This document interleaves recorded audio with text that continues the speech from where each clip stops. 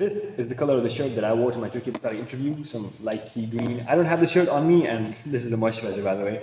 I am no freaking fashion expert, but I did pull up in a very hard fit, and I did end up getting a scholarship, alhamdulillah, and so that makes me more than qualified to be able to give you good advice. Now, when you're going to see the Turkiye Burslari acceptance email, it's going to be written dress code casual. And when I saw that, and when you're going to see that as well, alright. When I saw that, I thought, alright, it says casual, I'm gonna wear a polo, I'm gonna go in my good trousers, and I'm gonna wear my sneakers. So basically just casual stuff. I shared the idea with my mom and my sister, and they were like, hell no, ain't happening.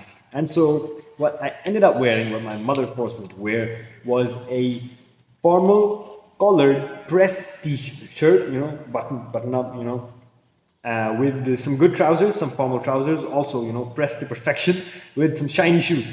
This was the color of this t-shirt, by the way, if you didn't see it. It's a shirt, the collared shirt, if you didn't see it.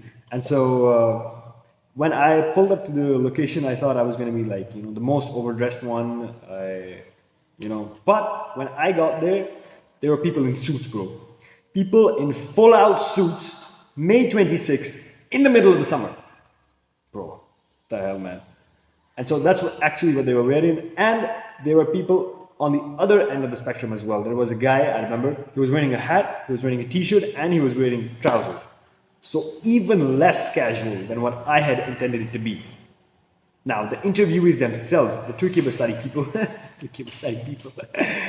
they were wearing casual. They were actually wearing casual, okay? And they were wearing polos with trousers, good trousers, shoes, and they all had like crossbody bags, little, I think they call them fanny packs, crossbody bags. I don't know what their obsession with crossbody bags was, but they were all wearing it. And so, yeah, we were all over the place, bro. Some people were wearing full-out suits. A guy was wearing, a hat, and he wasn't even wearing shoes, bro. He was in his sandals or something. And I was somewhere on the formal side of the spectrum. And so, I've already explained what I was wearing.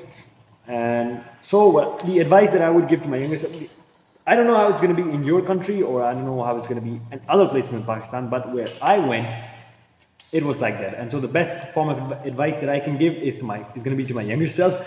And so what I would tell is there are going to be people in suits, bro.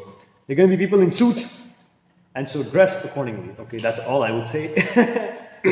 Obviously, you can wear whatever you want. It's a personal preference. I'm not going to tell you what to wear to the interview, because at the end of the day, it's not what you wear to the interview, but what you're going to say, which is going to make the difference, all right? Just wear whatever you're going to be comfortable in. I'm just trying to drag the video to 3 minutes. Just wear whatever you're going to be comfortable in. Make sure it looks good.